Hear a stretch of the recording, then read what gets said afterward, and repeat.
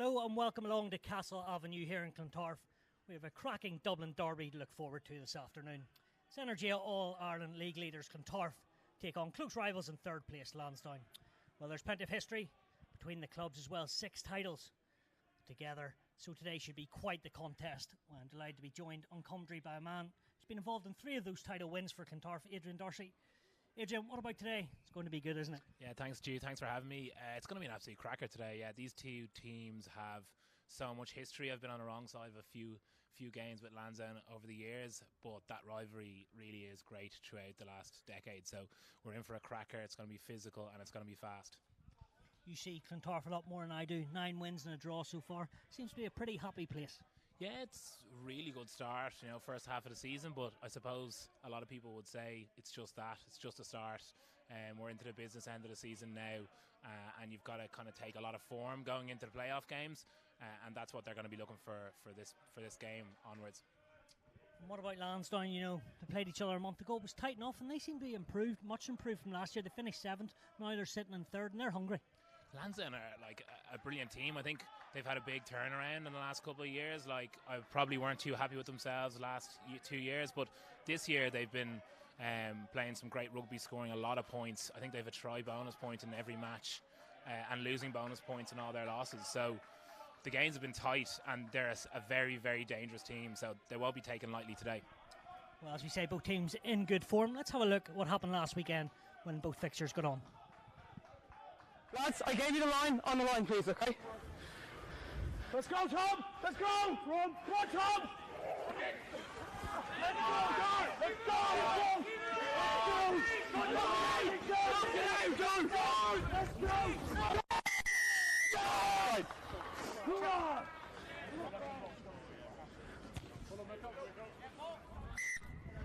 Let's go! Harry, over here! Yeah. Tackle! Go!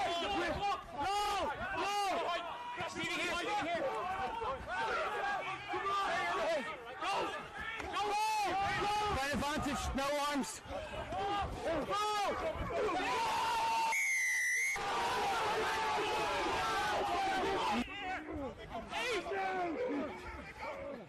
Stay line!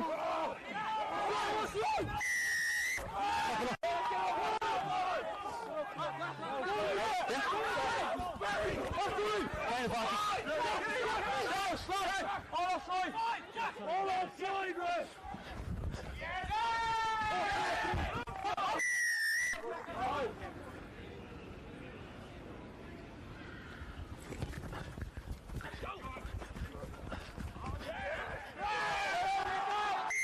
Stay. Back foot! No! Stay.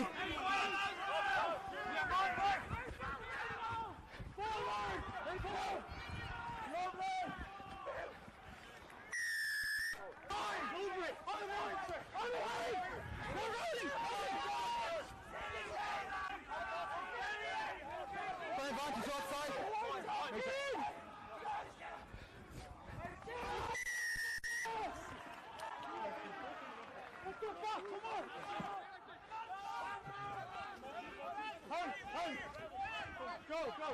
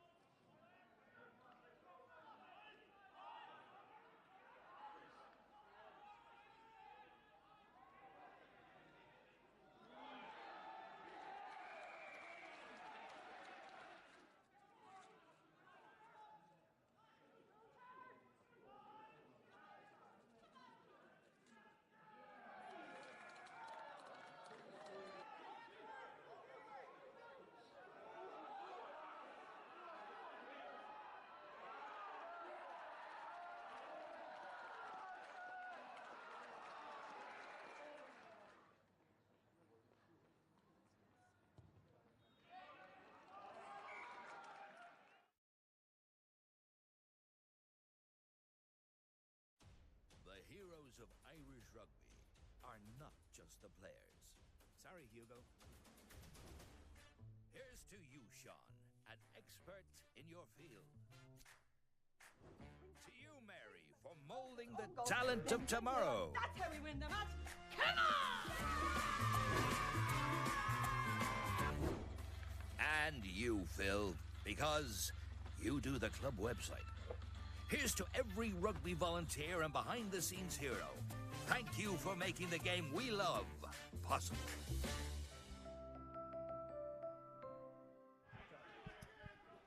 Well, plenty of tries last weekend, as we've seen, and 2 good wins.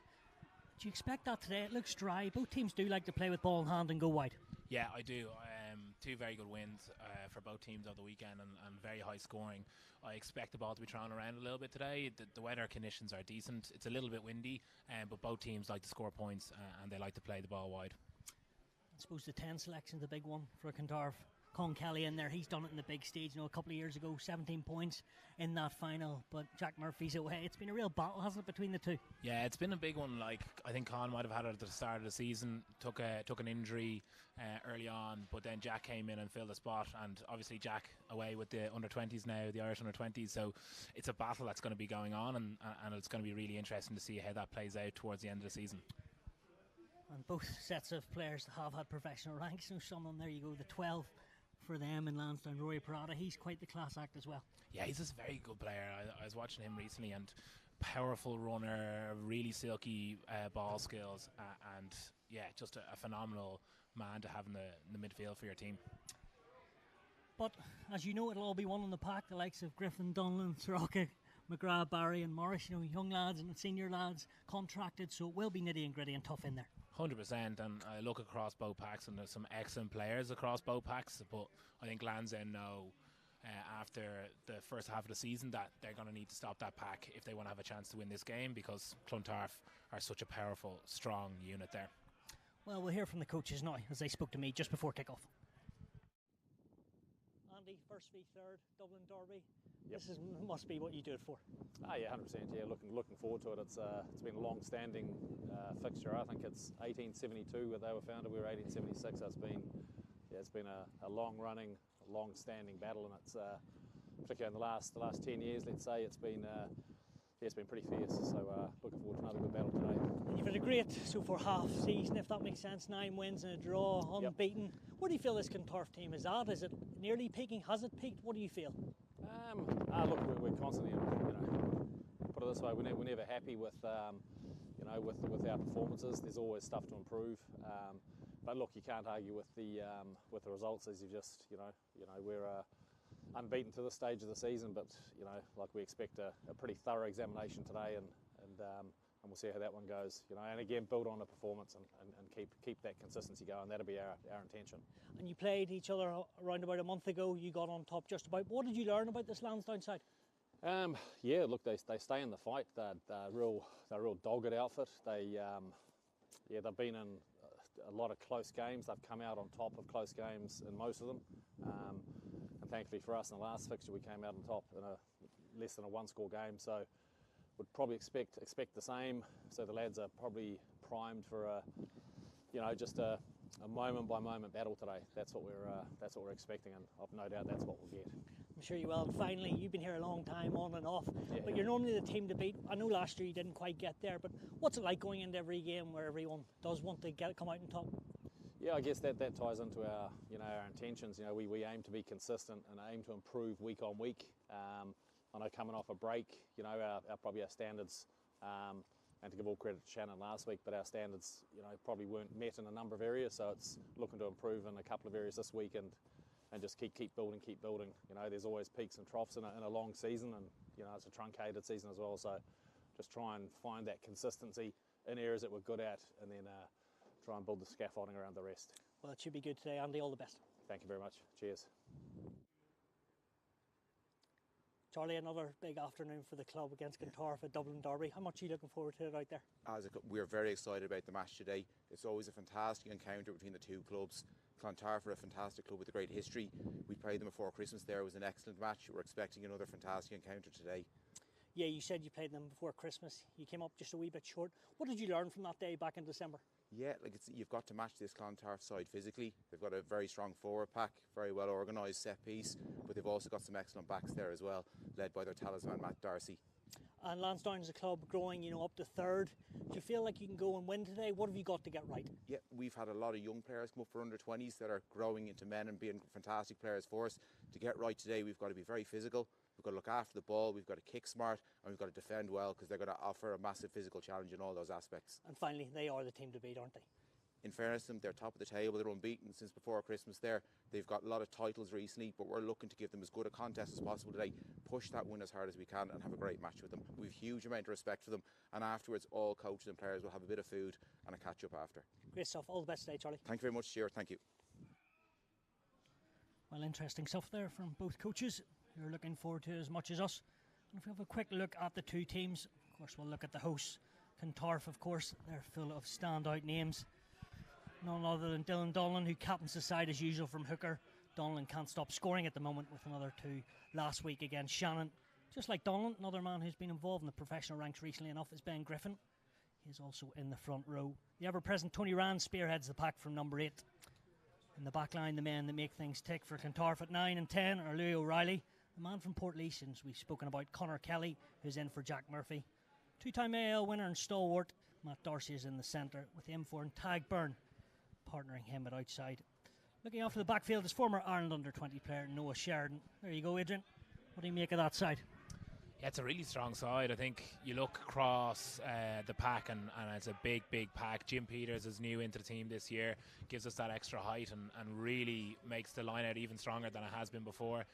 Richie Whelan, a young guy, has come in and been really impressive. And then, as you said, Stalwart and Tony Ryan at 8. I don't think anyone in the league ever really wants to play against him. Hard hitting, hard carrying, really hard working player, and been outstanding for well over a decade.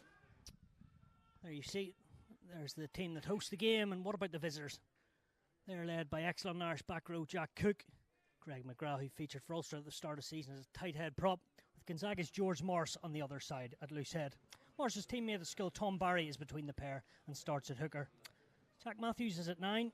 For them, the man who'll be looking to call the shots for Lansdowne today. Plenty of experience in Steve Madigan at 10. In the centres, a skillful Roy Parada is at 12. And Andy Marks, who's been brilliant so far this season in the 13 jersey. Look out for Peter Sullivan on the wing for Lansdowne. He had a number of years at Connacht in the professional ranks and certainly knows where the try line is. Plenty of pace in that Lansdowne backline. Big time. You see Tom Roach on the left. He's an Irish 7 stalwart as well. So, and Cathal Eddy at the back. You know that you have danger and speed whenever you need it.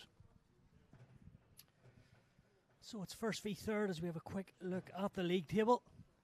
Yes, Clontarf are a good few points ahead, but they'll look to maintain that, look to have a 10th win, and Lansdowne not quite breathing down their necks, but Corkon in between the two. But I suppose from 2nd to 4th there, Adrian, never mind first place, there's plenty to battle in there. Also, Hencher, they'll be sniffing as well for a first ever playoff. For sure. Like, I think when you look at the AIL year to year, it gets so tight in those top 5 to 6 places, and Ballynahinch obviously off the back of a draw with Clontarf in the first part of the season, so it's really tight and standard, and there's a whole lot of people queuing up to get that top 4 spot with some excellent competitions ahead. Not sure allowed to bring them in so early, but Terranure, the arch rivals, they're in 4th, but they're probably just saying, you wait and hold on and we'll come good when it matters. For sure, and I think they've gotten better since the start of the season. Probably had a bit of a rocky start, which is fair enough after a big win last year, their first ever, but they've definitely shown a good bit of form recently. Won the Bateman Cup not too long ago as well, so they've come into better form, and they'll be thereabouts by the end of the season. In your experience with 3 AIL medals, yes, you have to come good at the end of the season, but are these matches so important to keep the continuity and keep winning, or how do you see it? For sure, like when you're taking Clontarf v Lansdowne today, Ev Ryan, Simon Crawford, who I used to play with 10 years ago, used to always say that today is moving day. So Lansdowne, they know if they get a win, they're going to start moving up the table. Clontarf know if they get a win, they take their lead out of kind of Lansdowne's reach with a very few games to go. So it's moving day today, and people know that that's what's on the line here today. And the man in control up here, Andy Wood, we talked about him off, playing at Clontarf, then been here, it seems to be for forever years, 20 years, I don't know how many years it is, but He is the heart and soul of this club, and what he has done, you said he's been a part of every final, if that's correct. It's an incredible feat.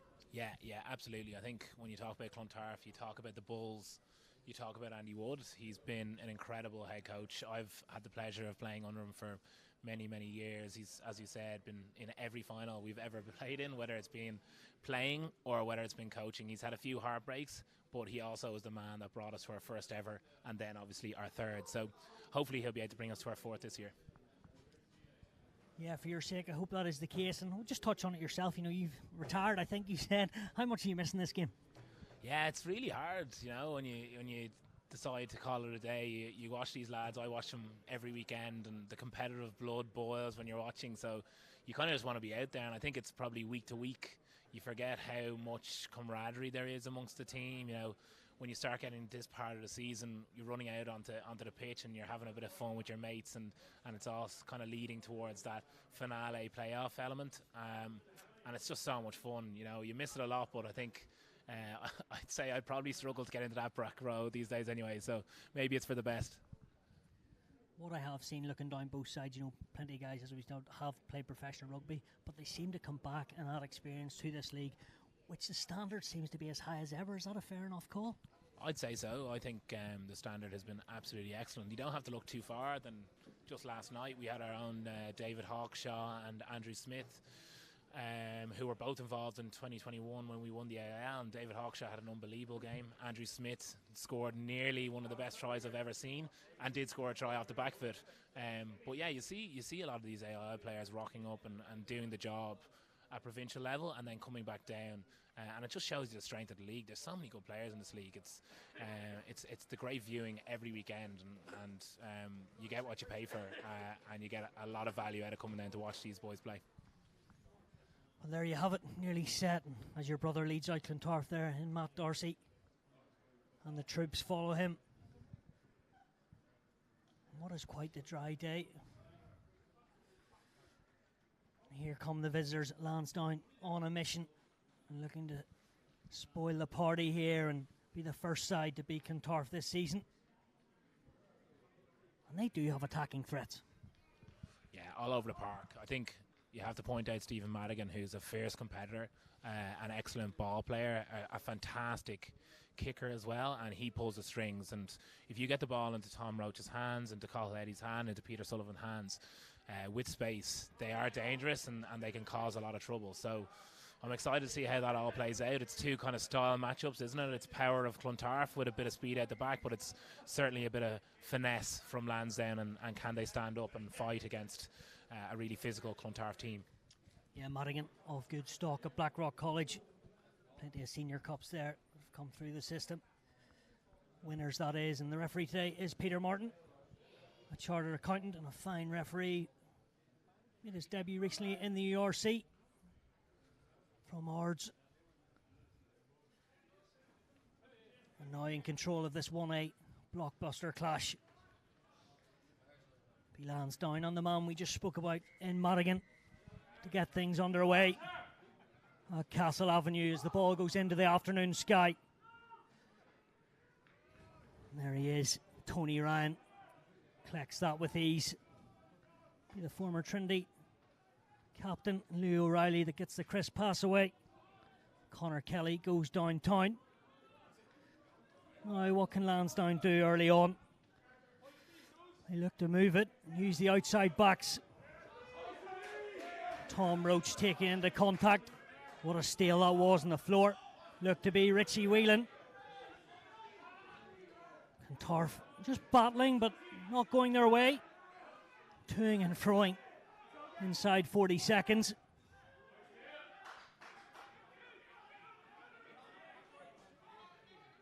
Clontarf snaffle it back into the hands of their back row. And Adamson in the head guard, not rolling away, and there is O'Reilly, picks up the tempo. Good work into the 22. Another penalty comes from Peter Martin, 2 rolling away. And that's a fast start. Very fast start. You saw Lansdowne 4 in the backfield, so they're going to look to counter-attack all day. But Marco Sullivan, who's had an unbelievable year so far, straight on the ball, turnover. There was 2 turnovers in 30 seconds, and then showing their intent by quickly going with O'Reilly, which is a brave call early on, but it worked out nicely for Clontarf. Yeah, the man next to me loved a turnover back in the day, and he appreciates one at the home paddock.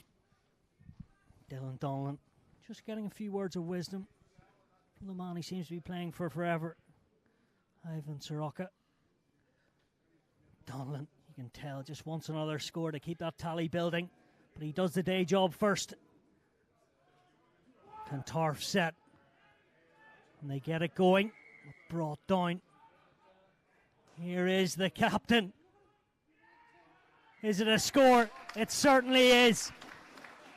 Who else? The try-scoring machine. 2 last week and another one this afternoon. Yeah, incredible. Dylan Donlan, I think, takes his tally to 14. But it started getting the pen out from the maul, and then Dill goes quickly. I mean, he doesn't get an awful lot of credit from the lads of the team because he's always on the back of mauls. But you have to give him credit from 5 to 10 yards out. It's incredibly hard to stop him, and he always seems to get the ball down. So impressive to quick tap and go, and then you have to score those, and he did. Yeah, he did. Of course, a couple of months ago, made his Leinster debut. Balancing the job as well. What a man he is, and as you say, loves getting over that line. What can his fly half do with the extras? That is straight. The radar's on for Conor Kelly. 7-0. And Andy Wood, if you had asked for a perfect start, that would have been it. 100%. I think you could see by the intent how physical, how fast they've come out of the blocks. The energy is on a different level.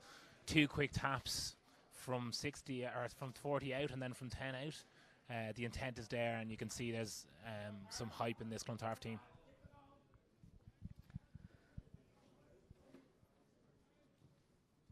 Madigan, just like he did a couple of minutes ago to get the game going, he goes again. Ryan has been capped with his province in Leinster.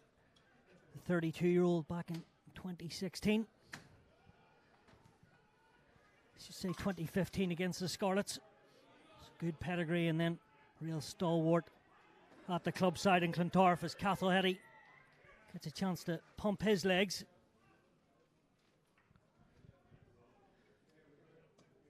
No chance for Lansdowne just to settle. Yeah, and I think really good call from the referee there. Player on the wrong side, didn't get out of the way quick enough, and we know how hot on the laws we are on that at the moment. So great call and good opportunity now for Lansdowne. Yeah, Madigan pumps that deep into the 22. The win probably just with Clontarf in this opening 40 minutes. So we've seen already how prolific the maul's been for Clontarf. What about for Lansdowne? Can they give them a bit of their own medicine? Tom Barry from Gonzaga to Rory Clark. Initially stopped that source. What about the second go? Madigan looking to pull the strings, and Parada only knows one way. Madigan again pulls it back. Marks skips and jumps. There is space wide. The dinks come through. Can Marks get back on it? It's really well worked. What's the referee given?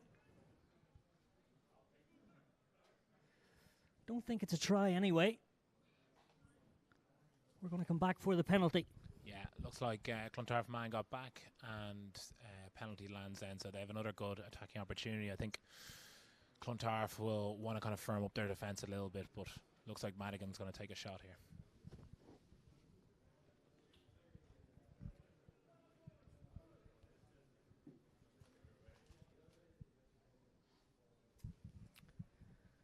Madigan played a lot of rugby at 15 as well. But at first pivot today, and has a chance to get his team on the scoreboard for the first time this afternoon with that trusted right boot.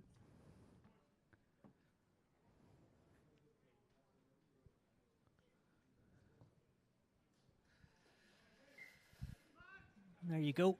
simple as easy. Back to a 4-point game. Pretty good riposte from Lansdowne.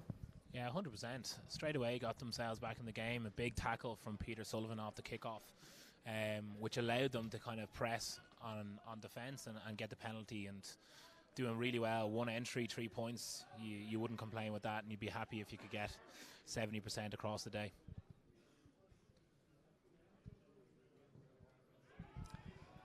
Played a lot of Leinster and Ireland age grade, did Conor Kelly, a good few years back.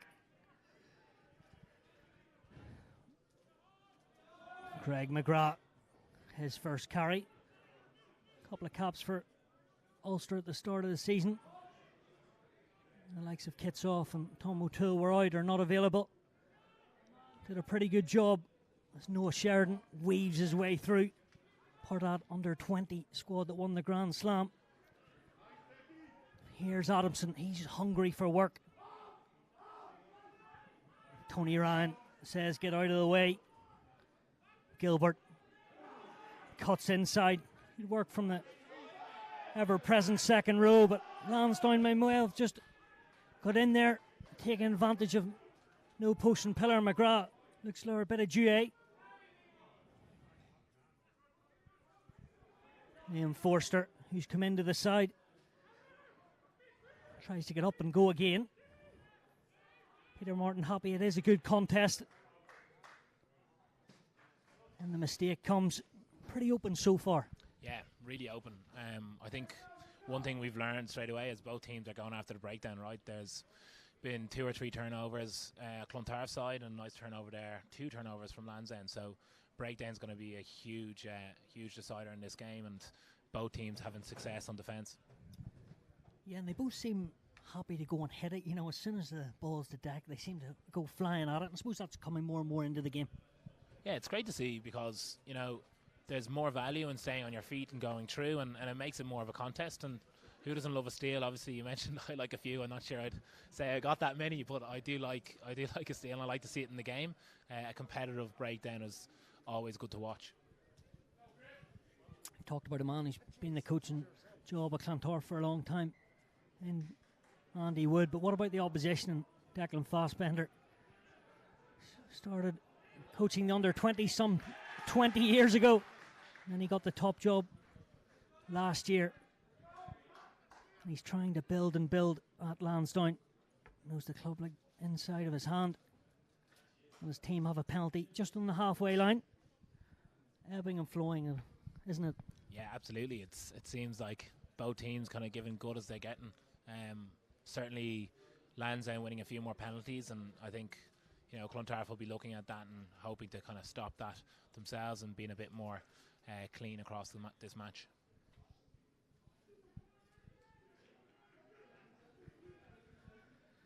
Former Ireland under-19 and Tom Barry.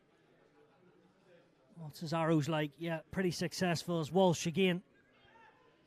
Good work from Gilbert though, had to be on his guard. Jack Cook.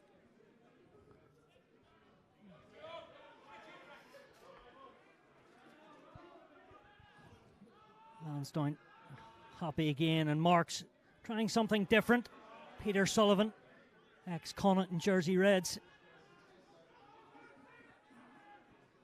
One of a glittering backline. Door firmly shut on Stephen Madigan, but he'll try again. Marks just taking man and ball. Madigan, not sure he expected that, but he's not too fussed. Plenty of space out wide, cries it forward, but it's not going to be. Tell you what, the strength and the finish. Peter Sullivan, absolutely ruthless. Get out of the way, and Lansdowne take the lead for the first time. Yeah, and an incredibly good try, some really strong carries, and I think you're seeing Lansdowne put balls back inside. On this occasion, huge pass from Tom Roach and beautifully delivered into the stride. Peter Sullivan finding himself on the ball and barreling over Kelly, which was a fantastic finish. Yeah, Sullivan actually scored in his only 2 games for Jersey Reds. Fortunately for him and the club, as you know, they had the financial difficulties, but He really is a try scorer. He's prolific.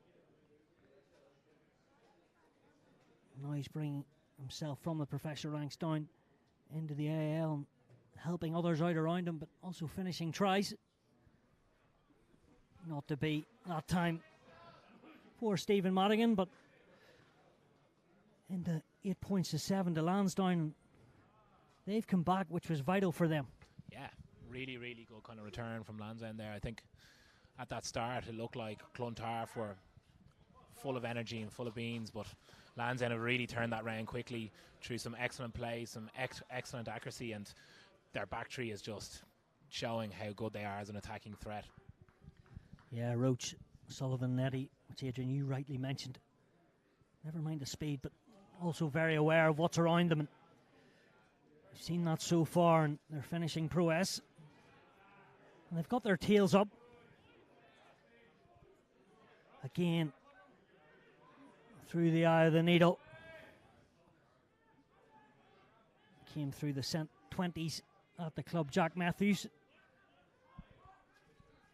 Now he gets himself nicely poised to deliver a bomb into Castle Avenue. He finds space. Hoof down from Sheridan.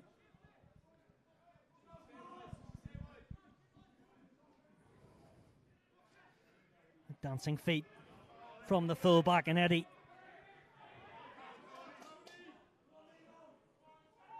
McGrath.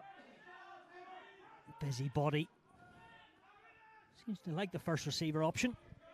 Matthews looking for grass, but into Conor O'Kelly. Kelly, I should say, and he's returned with interest. As the Pres Bay schoolboy won't want to see that again, but he does get it off the park. Yeah, an interesting bit of kick battle there, you know.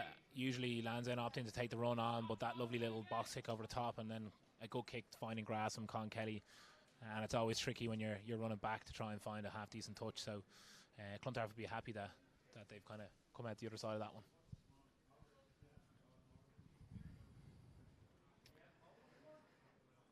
Donlan, born in Galway, really made his name at Clongowes. Wood, another line out, goes the right way, but just a wee bit of miscommunication.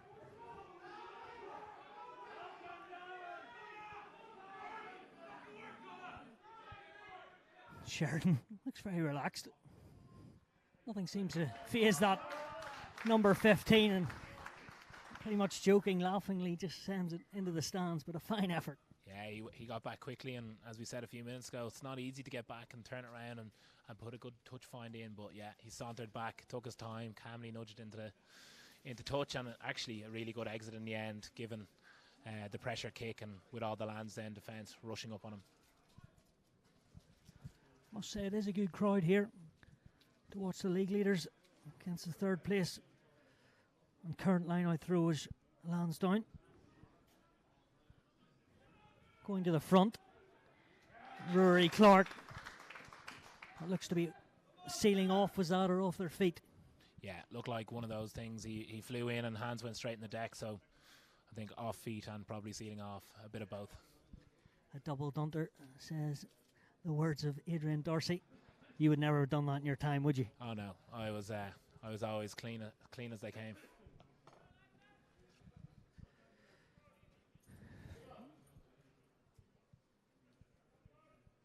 As the wind picks up.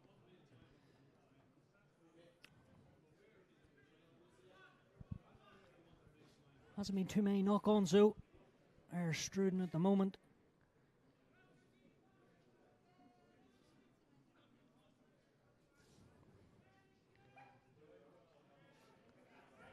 One goes a begging for Donlan.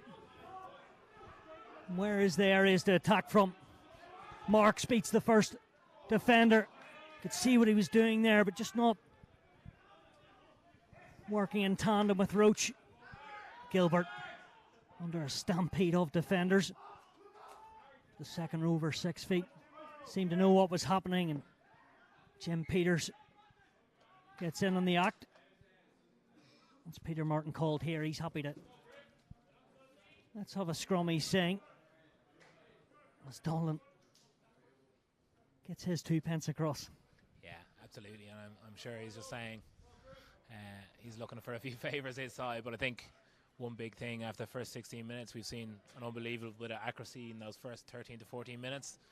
Things are getting so intense now that like, a few mistakes are starting to come into the game. And as you would have seen, Clontarf's line now going a little bit astray, which is usually their strength. And then a great attacking opportunity came for Lansdowne. So Clontarf living on their kind of heels a little bit here. They'd want to start getting a bit more flow into the game and start putting a bit more of their footprint on it.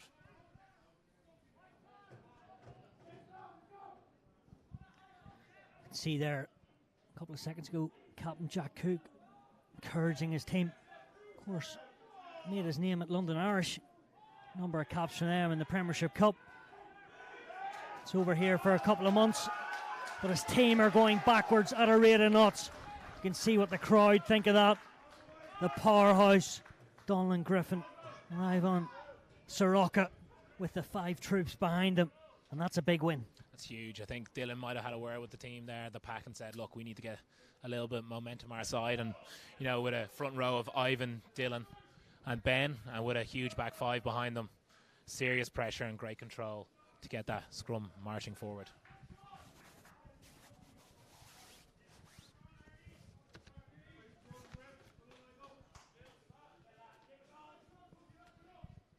And so far, Lansdowne are really putting pressure on the line out here, so it's going to be interesting to see how they go up. And if they go up here, I think they'll probably try and take Fionn Gilbert out.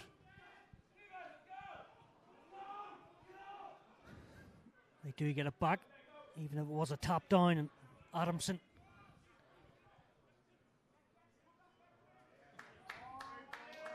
It's a great work from a man who has been around the AIL forever, Matt Dorsey. A nudge of class there. Yeah, the silver surfer. He's going silver now. He's not even grey anymore. He uses experiences, sees a little bit of space, and in fairness to him, I don't like to give him credit too much, but a fantastic kick there into the corner.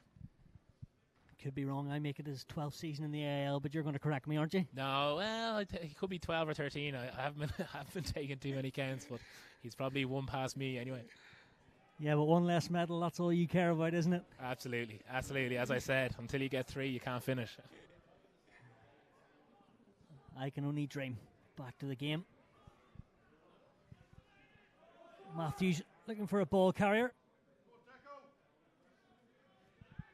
That comes in Parata. Crest nicely from Madigan. Good exit from his team. Yeah, absolutely. Really strong from Lansdowne. Very safe, very accurate.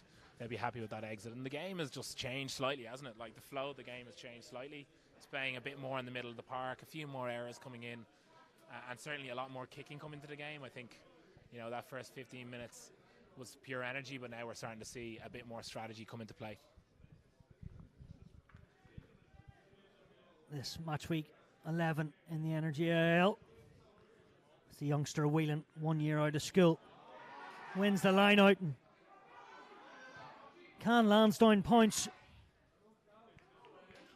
Nestle Roach put the boot on it. Seemed to have a lack of communication there in the middle of the park from Clontarf. Not like them. No, it looks like that first phase at the moment is just causing them a few issues, and I'm not sure if it's forcing it or it's just a little bit over eagerness, but there's certainly that first phase is causing a few mistakes and a few errors, so they'll be talking about trying to clean that up, and they'll be talking about trying to get through phase play now to get themselves in. But first jobs first, look after the scrum and take care of this dangerous attacking Lansdowne team.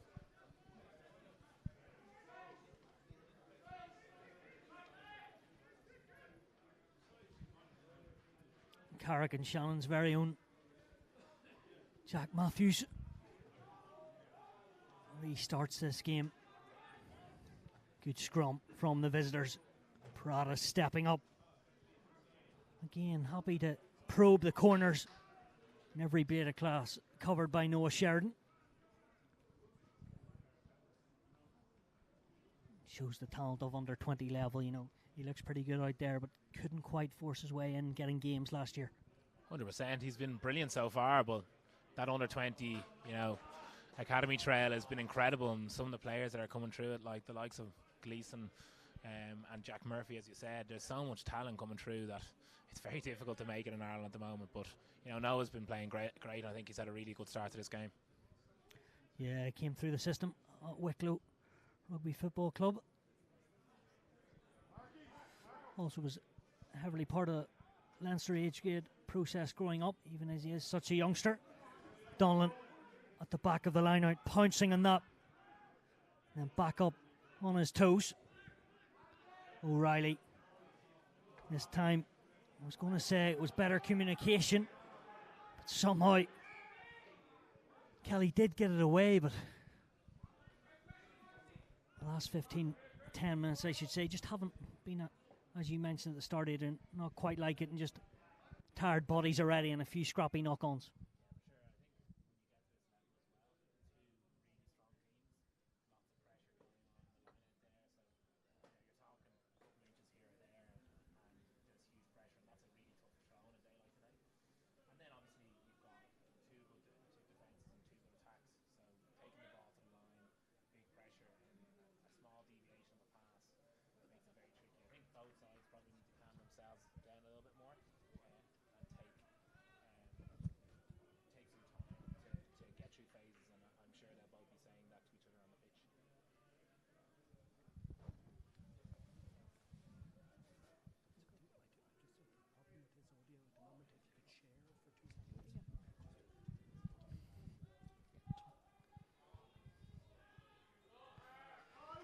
Who's got the party there? It's Clontarf. It's a couple of scrum penalties, one early on, the second one. Such a good platform to attack from if that happens.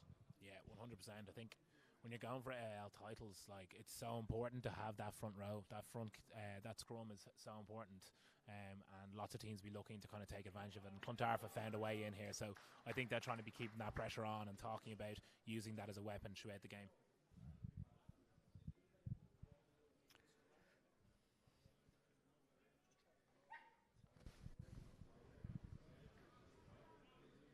And a big opportunity here now for Clontarf.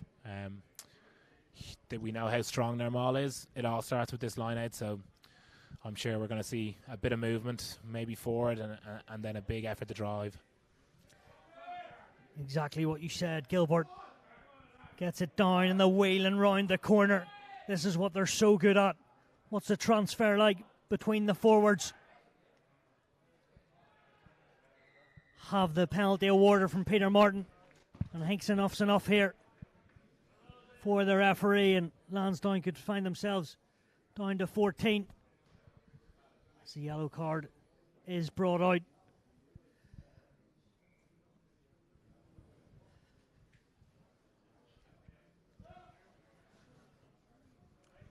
So can they capitalise on the extra body they have as well out there? Yeah, and Lansdowne might be thinking they're probably a little bit hard done by there with a few mauls, but in saying that, once Clontarf have got that line out and maul going forward, it's very hard to stop. So it's probably a fair call in the end. But here we go again. Will Dillon be able to find his man, and let's see what happens next. Not quite sure. I think it may have been Tom Barry who was given the yellow card. I'll confirm that shortly, but back to it. Gilbert again. Tell you what, with only 7 forwards, they hit that ferociously. And they snaffled it. Clontarf won't be happy with that. Steve Walsh on the floor. And Madigan gets his team just up to the 22. Didn't expect that though. Incredible defence from Lansdowne. They really went after it. It looked like they stayed down on the fence. They peeled off the front wall of Clontarf, and then they smashed that maul into the ground and got the turnover. It's really impressive given how strong Clontarf are in that area.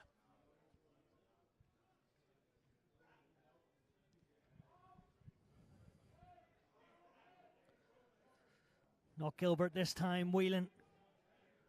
As the well-oiled machine gets set. Donlan gets the right paw on that. As he tiptoes forward. His teammates get in nice and tight. O'Reilly thinks about the dummy runner. And Shaney Riley gets involved. Whelan. Defensively sound at the moment, Lansdowne, but how long will that last? As the wave still comes from Clontarf. Tony Ryan needs no introduction. The stepper in tag Bird. Left and right, it doesn't matter. Lansdowne, they're thinking about having another steal, and they're getting another steal. And they're defending and stopping the former champions in 2022 from getting over for a second score. Yeah, that's a massive morale boost for Lansdowne. You know, a player down, stopped one maul, stopped a second maul as well, and then a big hit from Madigan on one of the forwards of Clontarf, and I kind of really just G'd them up a bit, and Lansdowne then managed to get on the ball. Huge stop, huge momentum shift. Started every game, Stephen Madigan, and you talked about his defensive capabilities. He doesn't shy away. I'd say you've had a few battles with him. I definitely have over the years. Yeah, he's certainly a very tough competitor. He doesn't look overly large, but he's really strong. And as you see there, defensively aggressive, really good tackle tech, but also just excellent going forward and a real competitor on the pitch. Yeah, his brother Rory wasn't a bad player himself. Still is, I should say. So plenty of pedigree in that family. As we see the old breathing technique there.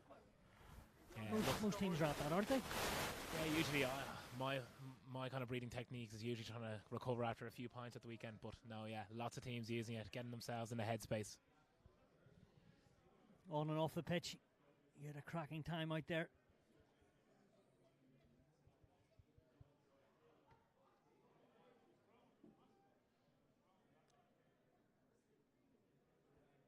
Just 1 point separating these two. Lansdowne defending their own line, and Matthews saying to his big number 8, you have a crack at it. Donlan Lawler.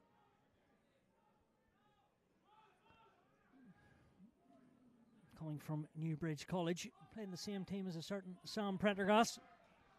Of course, will be involved in the training panelist squad with Ireland. And that's a good exit. Yeah, it's not easy for Madigan there. He's got no space in his own dead ball there, and there's serious pressure from Clontarf with a few good tackles and a good chase line. So, excellent exit from Madigan there. As the clock ticks just towards half an hour played here in North Dublin.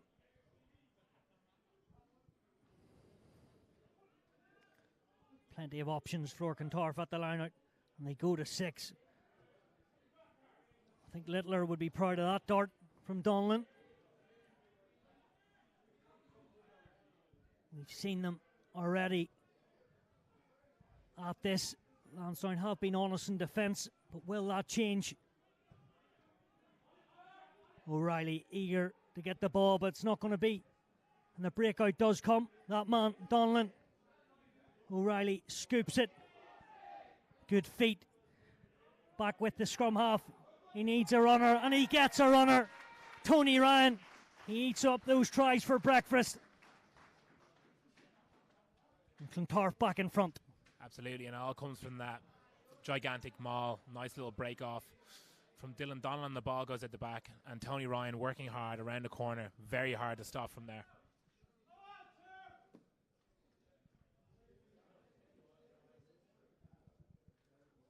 From Enniscorthy in County Wexford. Really well liked at the club and does a great job over the last how many years? He's actually been here as long as I have, and he's one of the three that has 3 here with Clontarf. He's absolutely adored by the club. He's a great man on and off the pitch, a real club man, a kind of person that is chatting to every Alakadu in the bar after a match, and he's just a lovely guy.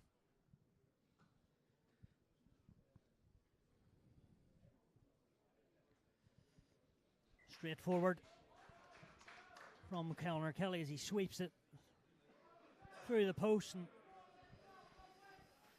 we were chatting about Tony Ryan there. I suppose it's so good for the likes of Richie Whelan, coming out of schools to learn from him and pick his brains.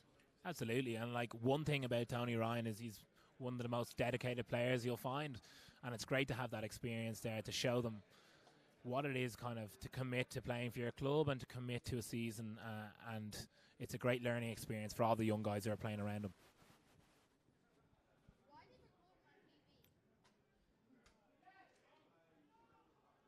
Riley happy enough with the skillful foot and then onto the carry.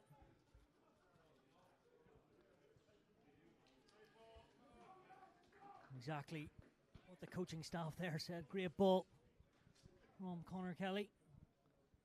17 points in the AL final. And he's got his chance now, as we talked about, stamping down. He'll want that Terran jersey very much his own for the next part of the season. 100%, and he's been unlucky with injuries over the last couple of years, but his kicking is outstanding, his playmaking is brilliant, so a run of games will be key for him. Jack Cook just plucks it out of the air, giving it to the heavies, and then off his right wing. We've already seen the damage Peter Sullivan has done. Steve Walsh, inside ball. Great feet. Looks to be Luke Thompson, replacement hooker, losing his footing, but his team still have it. Good work from Kelly. As Clontarf need to be sound defensively. It's all Lansdowne at the moment. Big tackle from Gilbert. Matthews, nice and crisp. Forster next up to have a charge. What can the backs do? Parada. Hit from Riley, but Parada won't stop. Matthews just took that extra pause and then delivered it. Nice and tight from the visitors. Ebbing and flowing here at Castle Avenue as the game just heats up. Matthews, what are the opportunities? Andy Marks, arguably Lansdowne's best player so far this season, and he's there. And a quick riposte from the visitors. Yeah, super work from Lansdowne. They're answering back every score that Clontarf have had so far. They've been so clinical once they get that ball in the 22. And some really strong carries, a great option, and a beautiful move from Andy Marks to spin out of that tackle and get the try. Yeah, good work from the outside centre. But it came for the nuts and bolts through the front eight. But once they had turned Clontarf, it was always going to be difficult. Yeah, absolutely. They've got some really strong ball carriers, and they've shown how strong they can be in attack. I think what you've seen early is balls on the back on the inside. So they're using wingers off the wing to get ball on the inside, and then, when Clontarf are looking for that, short, flat balls at the gain line.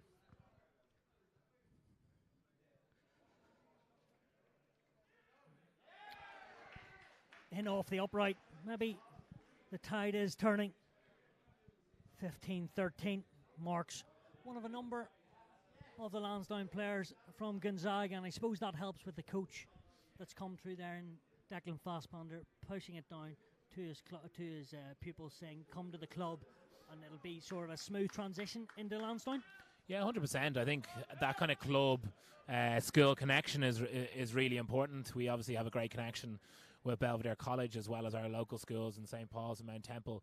It's always great to kind of have that connection between coaches and club, if not only just to get the lads down, but also from a culture standpoint. There's a little bit kind of more similarities. So 4 tries in total. What's been quite the opening half. Bit of a stop-start patch in the middle, but outside of that, it's been very good rugby. Thompson, he certainly has come in and showed what he's got in his locker.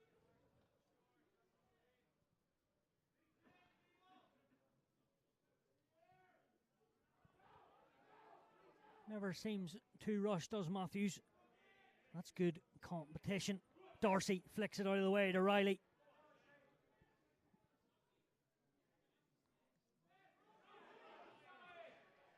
In at the side. Or Lansdowne. Picked off the bootlaces was Richie Whelan. O'Reilly has to dig. Darcy holds on to it and Sheridan takes responsibility. He scragged at the toes. O'Reilly thought about one way and then met his match, so he got rid of it. Kelly sees space.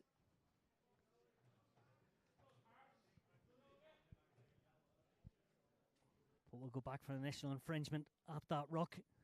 Just coming up to the half-time whistle. It'll be a big chance if Clontarf could get one back. Absolutely, but I think Lansdowne take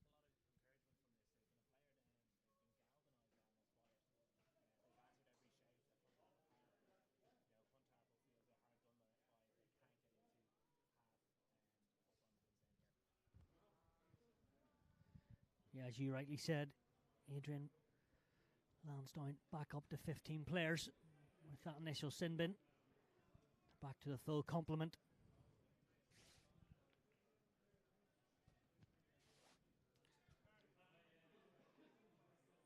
Pointing is Sirok at this line out, doing a bit of RG Bargy as well. Born in Ukraine, grew up in Ireland. Previously was with Connacht.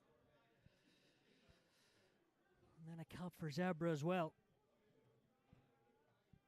A man from Belvedere College and Clontarf's second try scoring Ryan gets that from them all. And Donlan on his travels.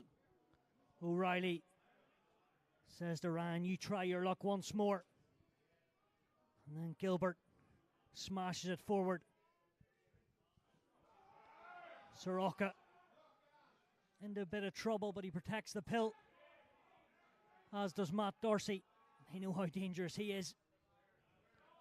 Kelly and the numbers, and that's really well worked for Clontarf. Mark O'Sullivan, the beneficiary, scampering in, and they're ruthless and brilliant at the moment.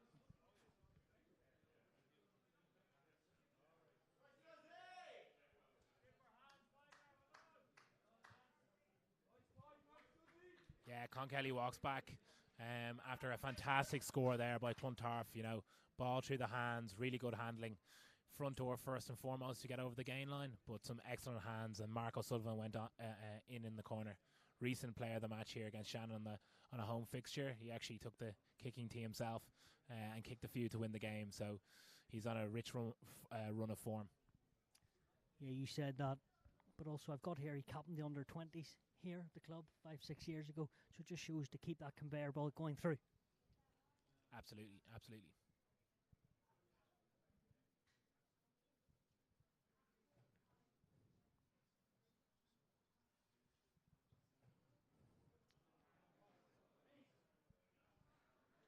Just drags it wide, so 19-15 in the 5 tries so far. 3 for Clontarf, 2 for Lansdowne, but still could go either way.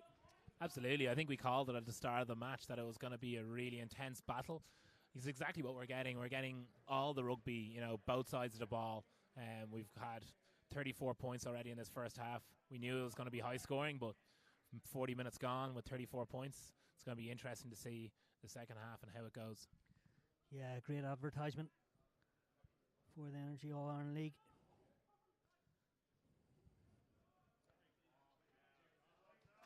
He's on repeat, is Conor Kelly with his exits. Always seems to get good purchase. Yeah, and there's a few people calling on from the sideline there. Beautiful, deft little touch, almost a little solo to himself. Then calmly, beautiful strike, finding a good exit.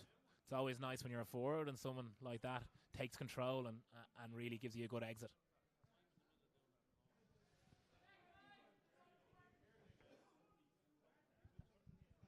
Thompson loses that line out. Recently actually in Scotland, playing for the Southern Knights in the Super 6 competition. But that's going to be that. Great first half of rugby as Peter Martin blows his whistle. in this clash in Dublin Derby at Castle Avenue 1915, but still very much in the balance. And what have you enjoyed about this? Yeah, it's been a fantastic game, high scoring game, two really good sides going at it. The breakdown's been a contest, the line-out's been a contest. To be honest, it's been a contest everywhere, and just a really competitive battle. I'm really excited to see what's to come. Yeah, there you have it. Mark O'Sullivan with the final try in this first half for Clontarf, putting them back in front, which is a game which has ebbed and flowed here at Castle Avenue. 40 minutes to go, still very much all to play for. Half time here, Clontarf 19, Lansdowne 15.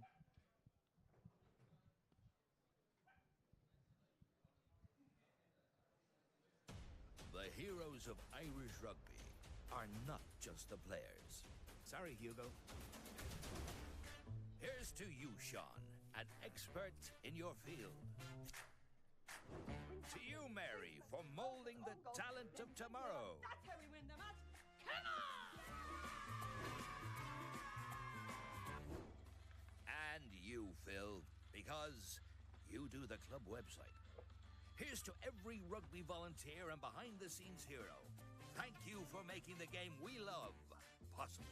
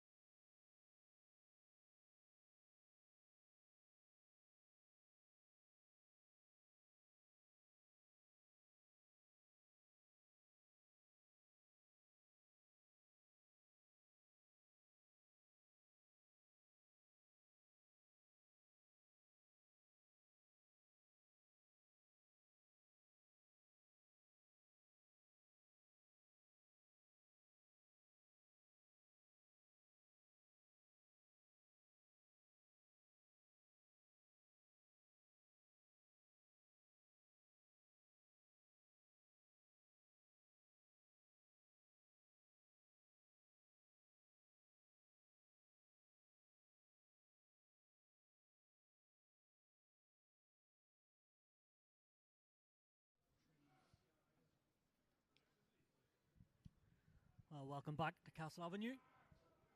As both teams reset for a big second 40. 4 points between the two sides. And Adrian, I suppose you're only going to call your former team to win this game, but it's going to be tight.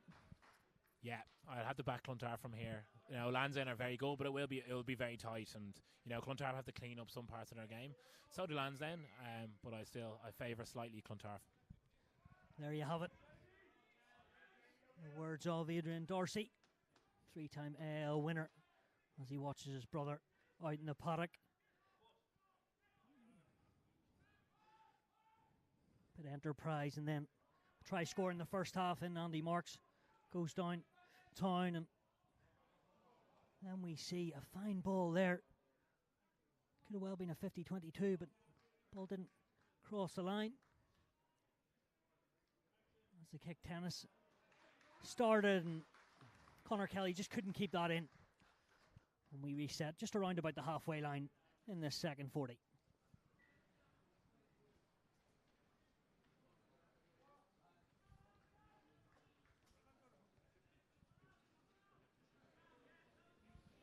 Next up for Clontarf is, of course, Dublin University.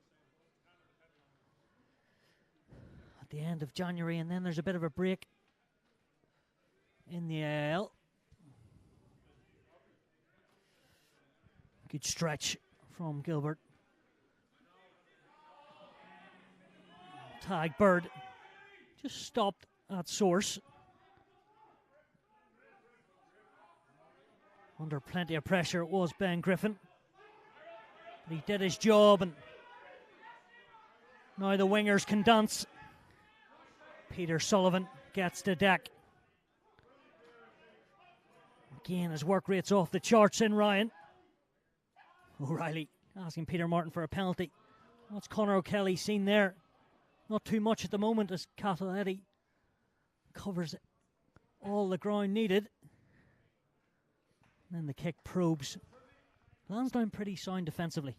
Absolutely, I think there's two big boys in the centre there, at 12 and 13, for Parada and Marks. Two big units. So when you're traveling, carrying into that traffic, you need to get yourself on the gain line or get your hands free. But certainly making a bit of a mess in the midfield. Yeah, Parada, born in Sydney, and actually played a bit of rugby in New Zealand and travelled the world, but most of it has been in Ireland. At inside centre or at first receiver. Good stretch from Whelan. Darcy. No look pass. Mr. Martin's not going to stand for that. He wants a quick game like there. Everyone out there and not rolling away. May well have been Stephen Madigan. Madigan showing a bit of bravery there again, but sometimes you just fall on the wrong side and there's nothing you can do. But good bravery from him. Tony Ryan showing how powerful he is as well to get over the gain line. There you have it from a back row. There's nothing you can do. The famous words. There's always something, I think, Adrian. I think you know that. Well, in my experience, that's always what I said anyway.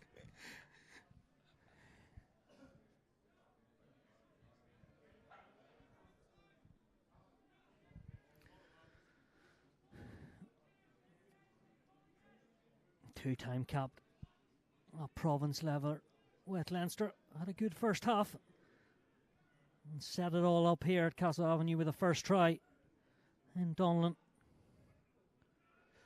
Good competition, but Peters, a fine art up there. The main ball carrying Crisp. I should say Ryan.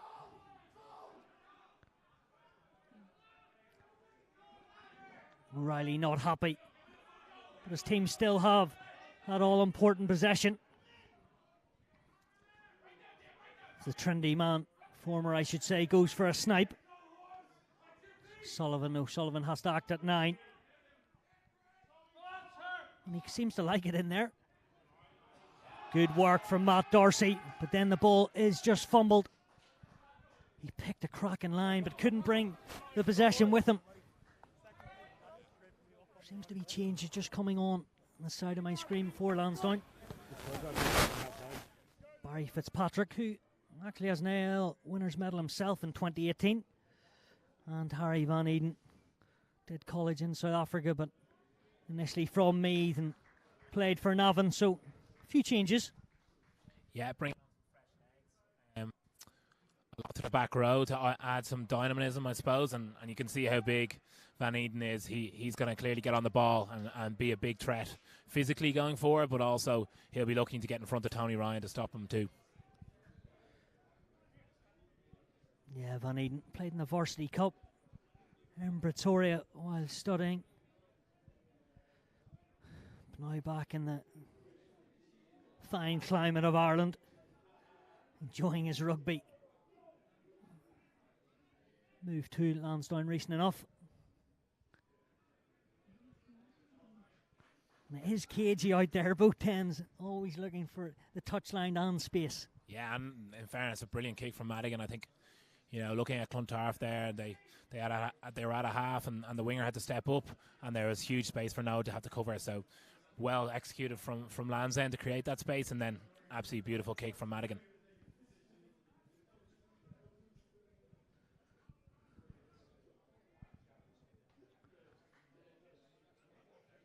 Lansdowne, 6 wins themselves, 4 defeats and plenty of bonus points.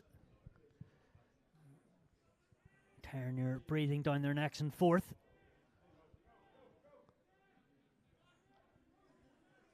The ex-pro in Cook. Tough as taken. Defending at the moment. Now's the time for O'Reilly to unleash this back line. Good feed from Sheridan. Sidestep you in a phone box. Low centre of gravity from Noah Sheridan. In at the side from Fitzpatrick. A gnarly back row. Peter Martin just wants a word with the man I was just talking about. Jack Cook. Not going to get away with that, is Fitzpatrick? No, absolutely not. And I think Lansdowne have to be a little bit careful here. Obviously, ref calling them in for a chat, but quite cynical. So they need to be a bit more.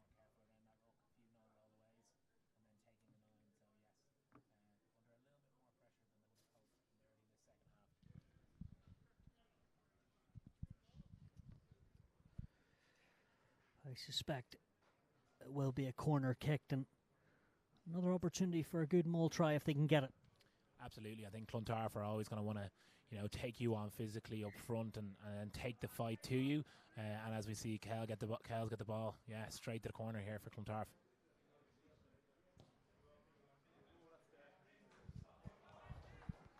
Every ounce squeezed out of that touchline. I think for a moment he maybe even thought it went dead, but he's been about Conor Kelly. Judged to perfection. And the 8 forwards in front of him can thank him.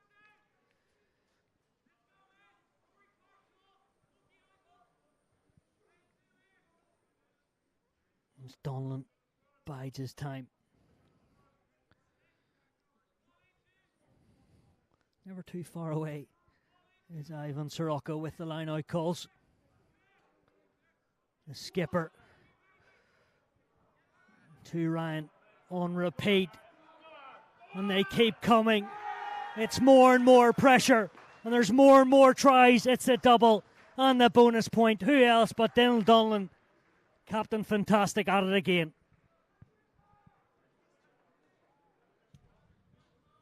Yeah, and a really strong move here. And Dylan always at the back, ready to finish that. Another double for Dylan. It seems to be a repeated thing every week here with Dill. You assure me that's now his 15th, is that correct? I wouldn't put my house on it, but I believe it's his 15th. He's actually the top point scorer for Clontarf, and Conor Kelly was 3 points behind him at the start of this game, but he might be a few more behind now. May need the calculator out in 20 minutes time or 30 minutes time at the end. Clontarf's now turned to ring the change-ins. Paul Deeney and also Dara Bulger.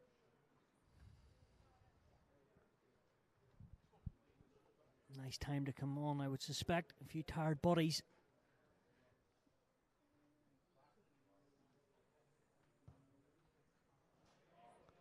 Back in harness and back kicking goals. Connor Kelly. It's pretty elegant when he gets it right. Yeah, there's very few who strike a ball better than Connor Kelly, and it might look easy when you watch him here, but he trains and practices so hard. He's out in the back pitch of Clontarf here every day coaching and kicking himself, so it's earned over time with discipline and commitment.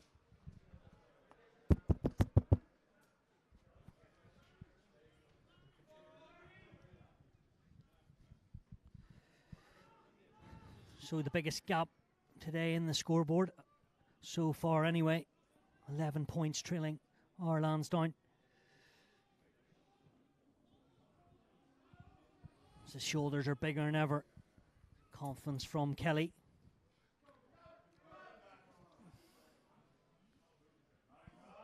Here he is again. Marauding down his home turf. Richie Whelan impresses me more than ever. Darcy at first pivot. Two centres know each other so well, and Bird, young and old, should I say.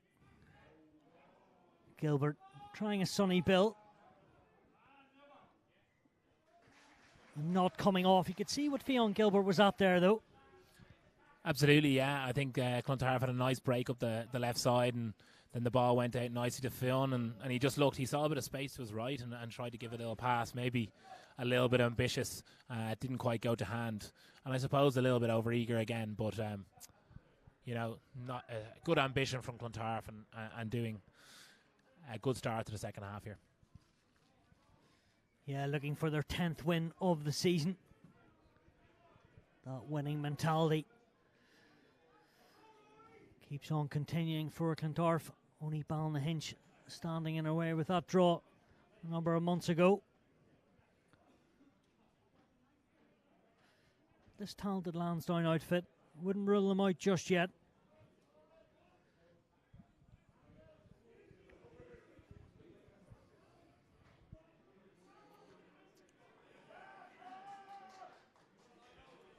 A few eager fans and coaches wanted a bit more from Mr. Martin, but I think they might have to wait their turn there.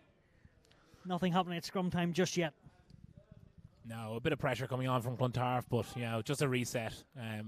Ball was at the back. I think you probably can't see it on screen here, but just off screen, Lansdowne have an interesting setup with Madigan and Eddie straight behind the scrum, and two backs each side splitting. So it'll be interesting to see which way Madigan goes here and where they decide to attack Clontarf.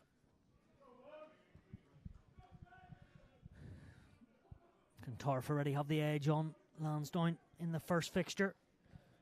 Back just before Christmas, 31-27 on the back pitch at the Viva. So crying out for a double victory. Better scrum from Lansdowne. And the kick comes from Andy Marks. Good skill from Sheridan. Already seen the unleash from Noah Sheridan. He's still going. What a talent he is. And then the offload. No one wants to keep the ball at the moment. And the man I mentioned moments ago in Andy Marks trails and covers well in the high tackle. But you talked about him so far. Noah Sheridan, the fans' favourite over here. Absolutely, and it wasn't even the worst of kicks. It was well controlled by Noah, but if you miss that first tackle and there's any bit of space, he's going to find it. Unbelievable footwork and great speed with a 70-yard run.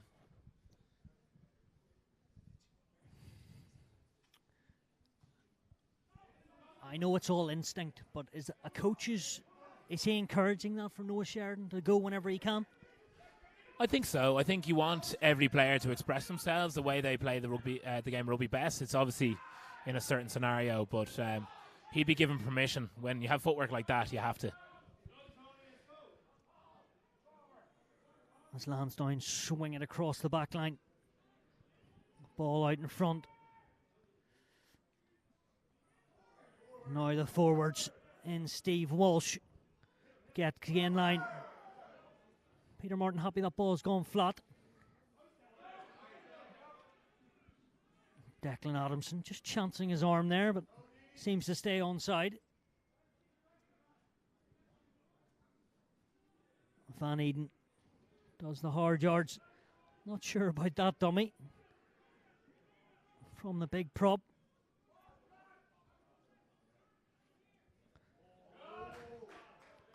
Cook slammed back in his box. Clontarf door firmly shut on him. Inside ball and space created. Marks, we've already seen him in the first half. This time he gets the offload back to his scrum half. That's a top class score. Jack Matthews in this game is hammer and tong, and one side gets in front, the other one seems to come back. Yeah, and another lovely ball back inside. I think there was a few shouts from Clontarf. Did it go forward or not? Hard to see from this angle, but it looks like Lansdowne are threatening in that channel. Back inside, ball back inside, wingers off the wing. On that occasion, it was Marks who went through a lovely gap and an easy 2v1 and finished it with class. Yeah, Matthews going to school in Ross Cray. Been impressed this year speaking to the coaches for the scrum half, staking that claim. That's exactly what they would have wanted, a good trail running 9 and off his outside centre. Of course, a 4th try for Lansdowne. Still 25 minutes to go. Can the gap get closed even further? You can tell by the away support as Madigan and Julio obliges and kicks over the 2 points. Really is living up to his expectation this game. Yeah, Lansdowne are a bit like a naughty school kid at the moment. They're always answering back. Tries of their own and keeping the game really tight, 26-22. So it's a really competitive match, and I think we're going to see it go right down to the wire today.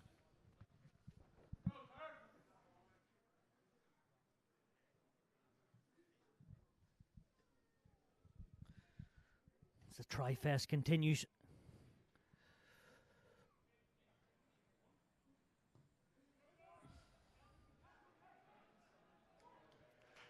Hasn't put too many mistakes out there today, but Connor Kelly, that may well be the only couple he's done his first error out in the full, and Lansdowne will be thanking the Clontarf 10. If they can get this scrum right, they can once again try and unleash the Predators out behind the scrum.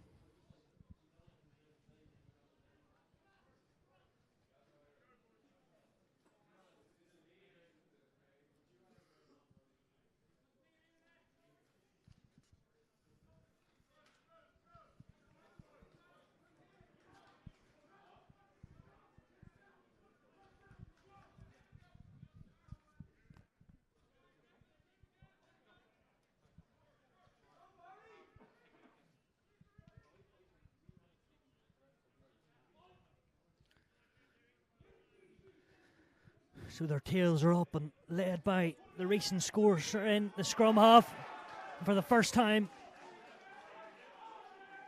the tables have turned at the scrum. Lansdowne have a penalty and Clontarf are told to go back 10. A few cheeky words and the hosts are punished.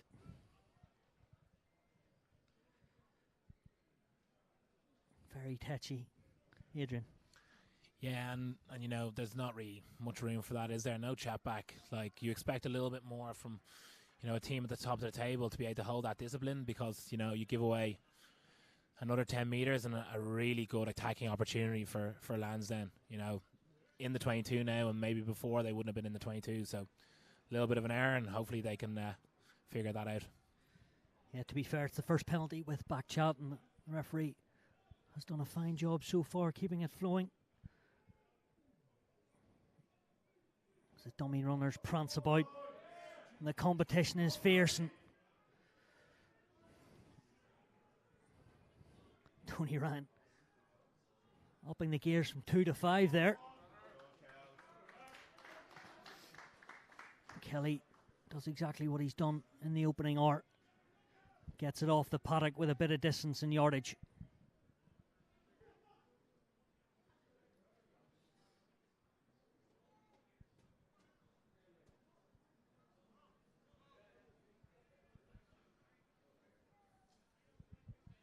Yeah, here's a good contest to watch now. If Lansdowne win this, Van Eden against Tony Ryan. I think Van Eden got on the right side of it a few minutes ago, but let's see how this one goes. Throw goes over the top from Barry to his opposition in Donlan. And scoops it on.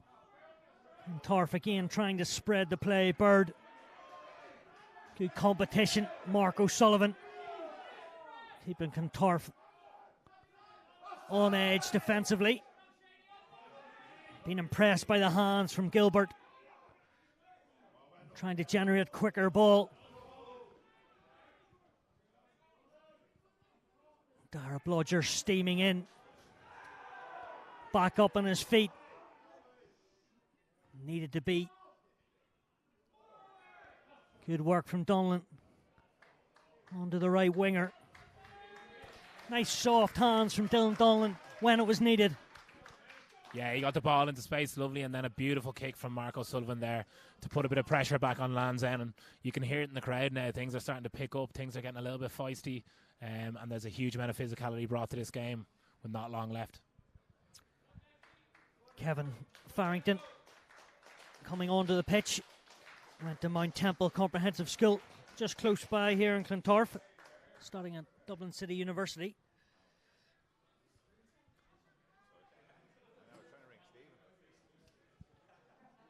Barry been a wee bit shaky the last couple of minutes with the line out.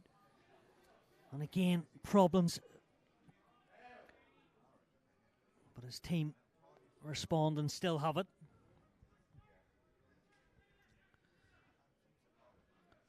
Walsh crawling forward. There's a Farmer background outside Mullingar. And he'll look up from the rock and say to his fly off in Stephen Madigan. That's a good effort.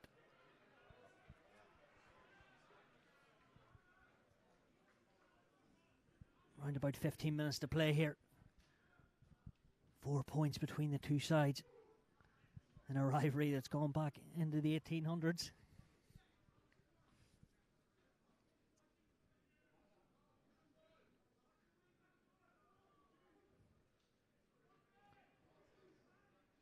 You talked about the line out, and no one seems to want to keep it at the moment. Yeah, both line outs struggling a little bit to function. And it's such an important part of the match, particularly for Clontarf. And, you know, Lansdowne are pretty happy to disrupt Clontarf's line out today and have done so for quite a bit. But yeah, it's both sides of the ball at the moment. As Lawler rejoins the fray. Of course, his dad, Phil, played for Leinster in Ireland. And Donna at the back of that pack for Lansdowne. He's working hard as ever himself.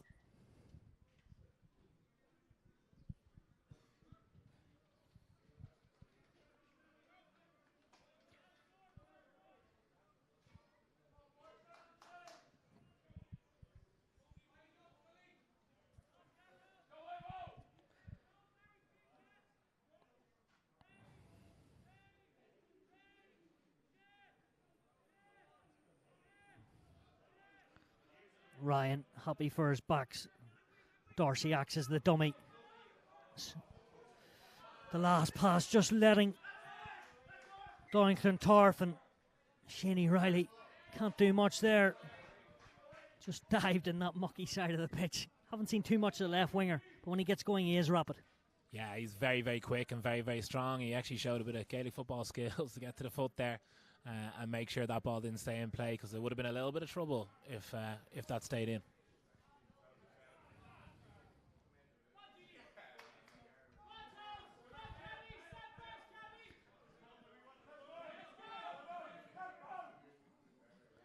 Barry, much better from him. Where's the space? Madigan. Oh, it's come the way of Lansdowne as they keep going. It's not going to be the scrum half. Rory Prada, he's turned this game on his head. He can thank Stephen Madigan. And Lansdowne with the double score over the last 5 minutes. This game just keeps delivering. Yeah, an unbelievable try straight off the training paddock. A lot of a rush defence from Clontarf, and then a beautiful kick from Stephen Madigan, with Marks taking it excellently. And then the 9 was on hand to be there, wasn't he? He was there in support and got the ball away for a great try for Lansdowne. And things have really shifted here in the bull ring. Yeah, they have. Would you say it's a wee bit of Clontarf's own doing as well? Yeah, a little bit. I think, if you let a team like Lansdowne back in the game in any way, shape or form, they tend to make the most of it. And when you get swings and momentum like that, things just start going your way. Bounce of a ball start going your way. They're going to stick in the hand, and just there a little bit of luck, but also great play. And now they're ahead with 15 to go.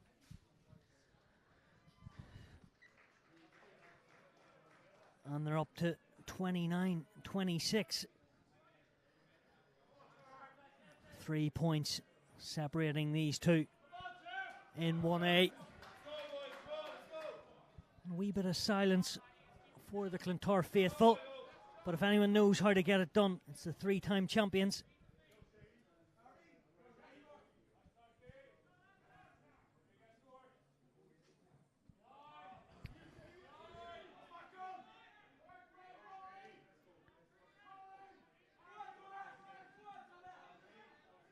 Lawler marching forward.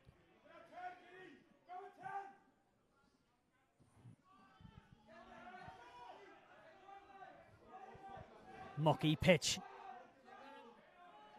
We've seen it already. We've seen it all afternoon from Sheridan.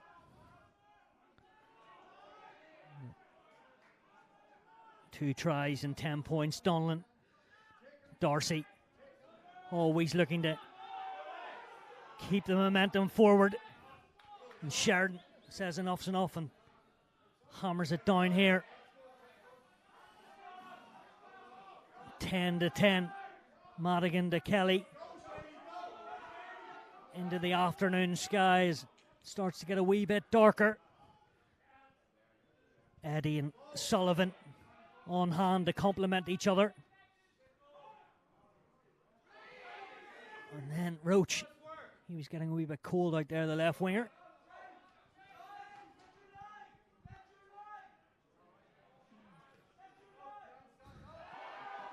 Louis O'Reilly just having a second nibble. Eddie. How about that? Don't often see a prop and Blodger coolly just shake it out of the right paw. One prop to another. Soroka. Is that a 50-22? That's one for the highlight reel. From Ivan Soroka. Was he inside his own half? Adrian Darcy.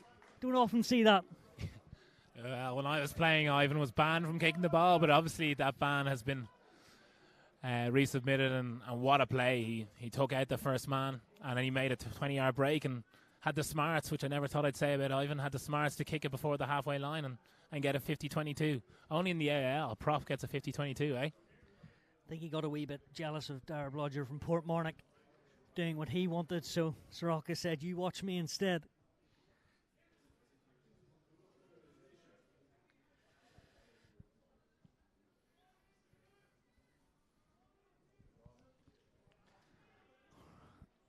Ryan again, the main line-out jumper. Calling all the shots in there, as is Donlan. Of course, on a hat-trick, and who'd put it past him? But Lansdowne got in so low, and the turnovers keep coming. This game's just getting away from Clontarf, but if it stays within 7 points, which it is at the moment, anyone's still there for the taking.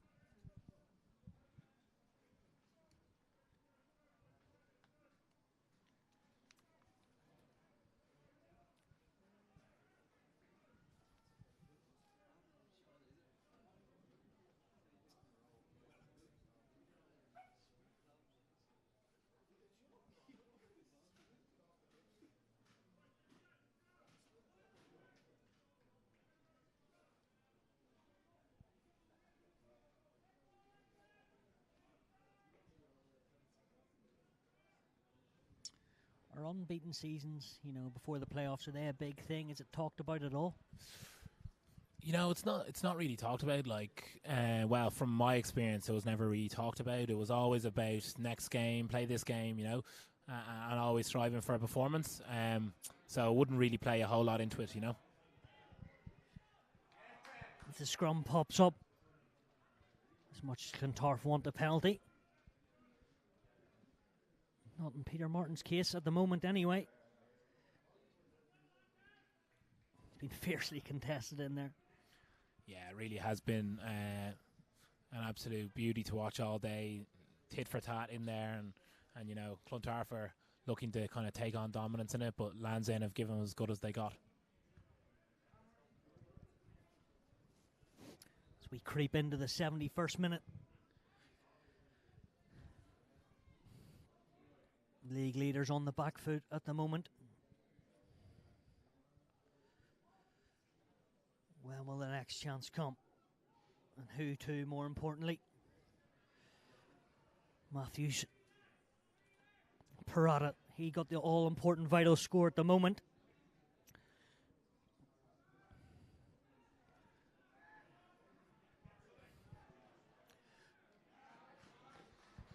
I've actually been very impressed by the exits of both teams. I think we've talked about it before, but it's so vital to give them a chance to reset defensively.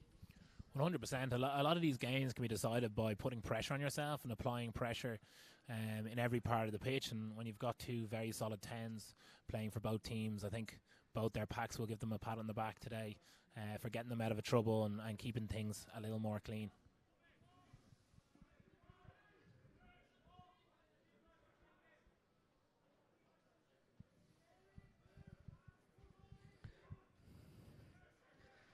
Straight down and off the top.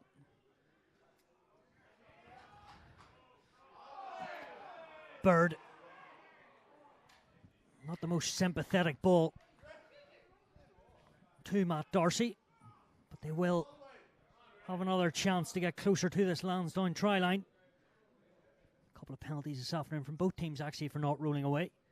Referee not standing for it.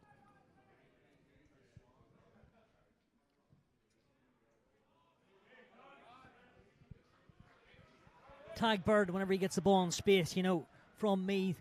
He's got plenty in his locker.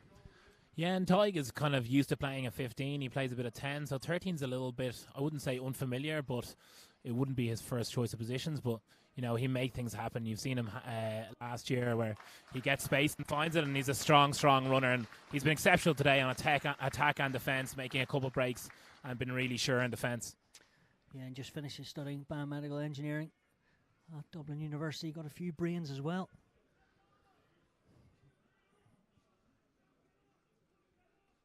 Played in that AL final, as you said, at fullback. As he watches his pack try to gather this game back in their side. It's his inside centre though, and teammate Matt Darcy off the line out. Lansdowne trying to slow it, and they've done a great job. Like leeches in there at the breakdown.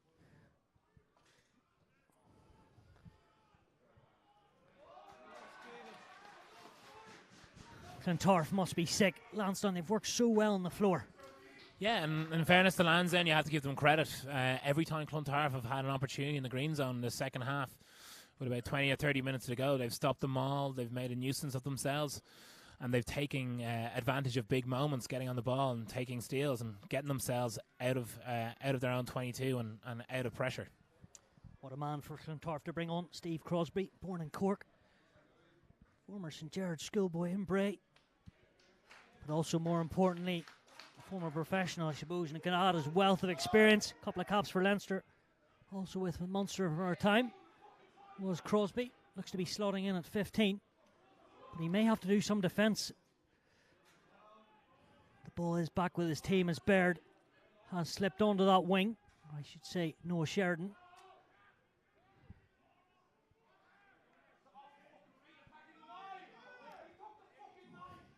Change at 9 as well. That's Sam Owens.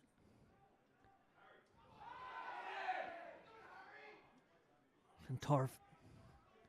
5 minutes to get something. Both teams loving that kick behind. And the ex-Cornish Pirate and captain is human and makes a mistake. Right in front of our eyes here. It's now or never. Yeah, and I think, scoreboard pressure comes into it a little bit. It's 29-26. You have a tendency to throw the eyes up there and, sometimes affects a little bit of execution. But certainly been a couple of mistakes both sides of the ball. With a huge 4 minutes to go, it's going to be who can hold their composure that will come out on top of this game.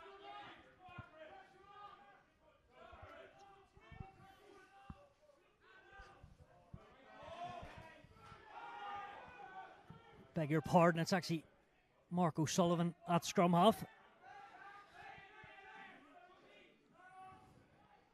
His first couple of passes have been very good.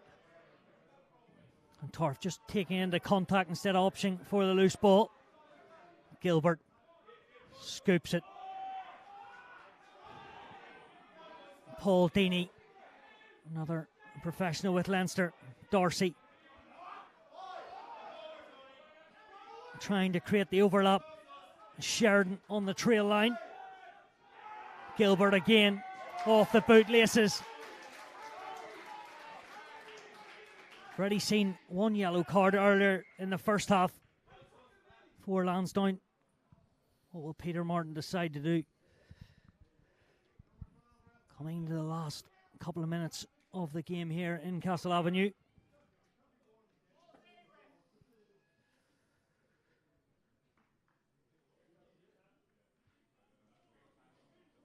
It will be their skipper. And what a moment. Rory Prada will spend the rest of this game watching on. Was the 5th try score for Lansdowne. Prada and his team are back to 14.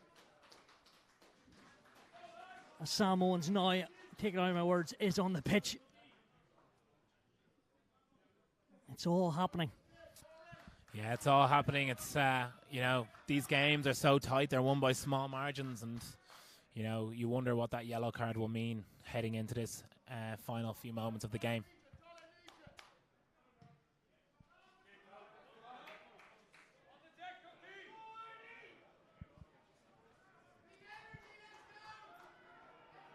Not his best from Kelly, as he looks a bit frustrated, but he still put it into touch.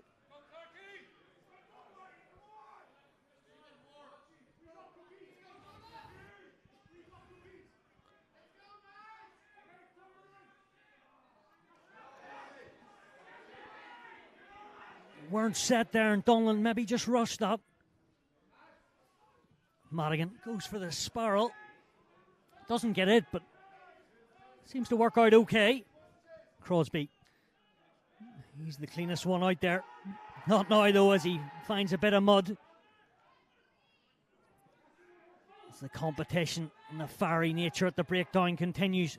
Darcy hardly even looked again. Seems to have a great radar who's outside him in his 12th season at this level.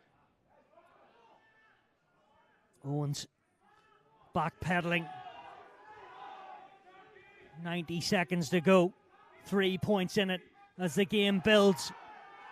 But the mistakes are just coming out, but Clontarf still have it.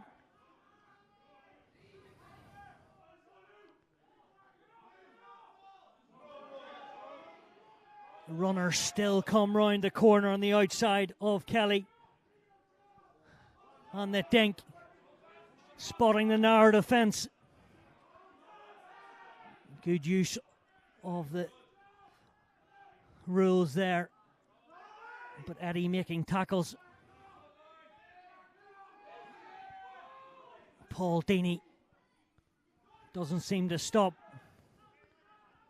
Speaking of not stopping, Tony Ryan, he's the definition of that. They're still in the middle of the park. Need a bit more gain line from Clontarf. Unbeaten all season so far. And the hands. Darcy round the corner. Phases build. So does space. What a finish to this game. Gilbert thought about the speculative dummy. Then to the tried and tested. Tackles flying in there. Van Eden leading the defensive set. Bird again.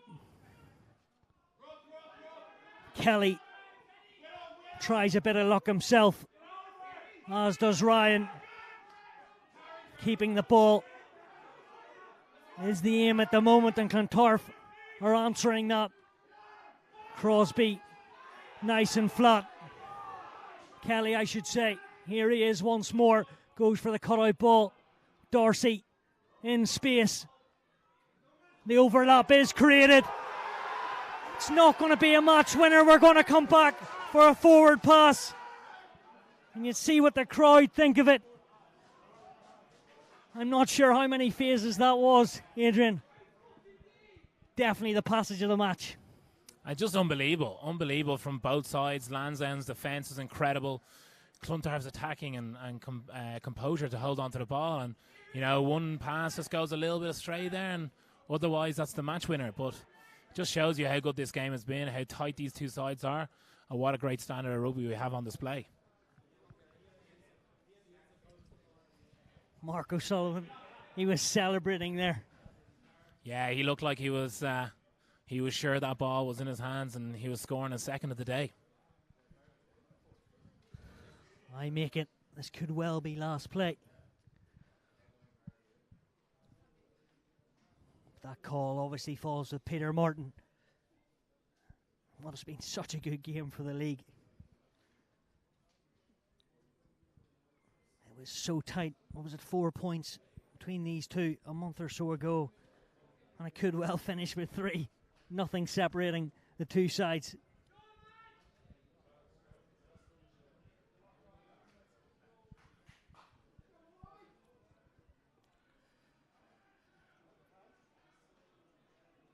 One last push up this scrum from your old boys. That's it. You know, Clontarf had dominance early in this area, and I think they'll fancy a crack here to try and get a penalty, but it's a big ask.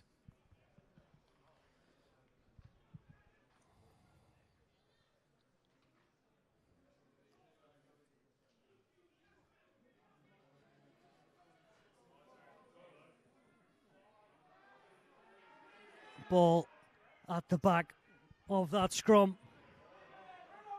Do Lansdowne still have it? They seem to think so. Peter Martin happy the ball is there and available to play. Into the last couple of moments.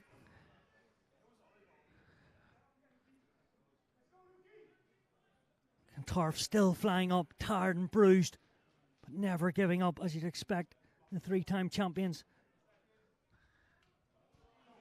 We will have a last play, at least. So they have another crack. Crosby to the man he thought he had scored in Mark O'Sullivan. Can they keep it again for an extended period of time? Sam Owens wants it quicker.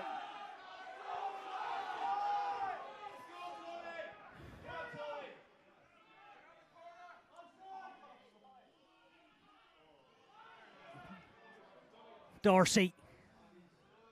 They're working the wider channels. Riley. So nip and tuck. Bolger taking no prisoners. Owens again. Kelly has options. That one is Bird. Short side again. Dorsey out the back of the hand. How he got that away, I'm not sure. O'Sullivan creeps closer. And then the Titan heavies keep it up the jumper. Owens again. Farrington this time. 3 points in this. All happening at Castle Avenue. Back with the scrum half. Where's the space? Nice side of hands from Whelan. Kelly sniffs a gap. It's been shot at the moment. The winning try, is it going to come? Massive hit. Still going. Breathtaking. Ben Griffin still giving it 100. Owens looks left but goes right. The short line from Bulger. Where did he come from? But the mistake comes. Peter Morton says enough's enough. Clontarf, for the first time this season, have been beaten. Lansdowne have come to Castle Avenue and put on quite the show and done the job. 29-26 in an absolute try-fest and a cracking game of rugby union. Adrian Dorsey, sum it up. Hard to sum up that game, but an unbelievable battle. You know, it went into probably 5 minutes extra time. You're talking 30, 40, 50 phases. Pure commitment both sides of the ball. And really just a pure spectacle of rugby. And an absolute pleasure to watch. First defeat in 11 matches. Clontarf, Lansdowne, third place. Pushing them up, another win there, 7th. But they'll take so much from that, as much as you hate to say it. Absolutely. That's a huge win and a big statement for the rest of the season for Lansdowne. Coming here to an undefeated team, putting on a show like that and showing real resilience to stay in the game when they could have been out of it. They were two tries away and they managed to come back into the game and get the all-important last score to take the victory. Well, it's been an absolute pleasure. Adrian, thanks for coming and enjoying it. And what a game of rugby. 9 tries in total, but it's Lansdowne that have done the job and stopped the juggernaut that is Clontarf. 29 points to 26 at Castle Avenue. The heroes of Irish rugby are not just the players. Sorry, Hugo. Here's to you, Sean, an expert in your field.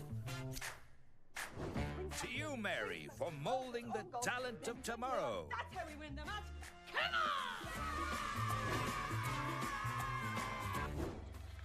And you, Phil, because you do the club website.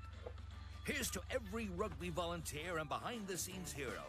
Thank you for making the game we love possible.